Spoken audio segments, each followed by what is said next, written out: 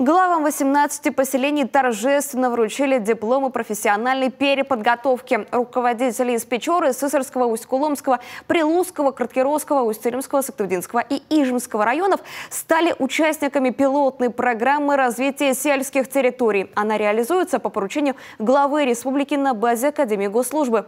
Сессия стартовала еще в ноябре прошлого года. И вот первый выпуск. Подробности у Татьяны Супряткиной. Поправки в федеральное законодательство вносятся с такой периодичностью, что порой на местах попросту не успевают за ними. Отсюда и возникают, к примеру, проблемы с подготовкой сметы по объектам либо с заявками на участие в грантах. А это значит, что поселение может лишиться дополнительного финансирования, а запланированные проекты могут остаться лишь на бумаге. Любая учеба полезна, тем более для руководителя, для главы сельского поселения, который очень часто занят своими текущими работами и видит свою работу зачастую изнутри. Вот выехать куда-то, посмотреть на свою работу вот сверху и посмотреть, как работают другие коллеги. Ликвидировать так называемый ликбез надо беспрерывно. С такой целью и была предложена главой новая образовательная программа для сельских руководителей.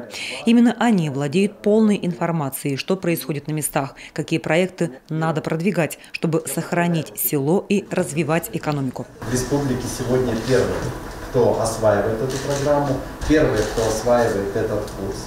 Вы первые, кто провели и прошли защиту своих собственных проектов, которые направлены на развитие сельских территорий, на развитие ваших поселений. 2 сессии, 7 образовательных направлений, несколько десятков программ. Это и территориальный маркетинг, цифровизация муниципального управления, инициативное бюджетирование, сельская экономика.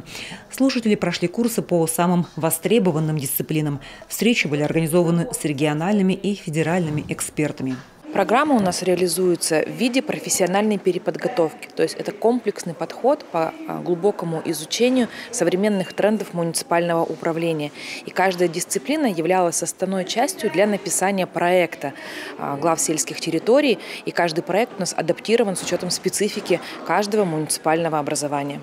По итогам сессии все участники защитили проекты, которые в дальнейшем можно реализовать на местах. Каждая работа актуальна для своего села. Обустройство места отдыха, ремонт моста через ручей, прокладывание дорожки к реке. Финансирование проектов возможно через гранты и народные бюджеты. Татьяна Супряткина, Артем Соколов, телеканал Юрган.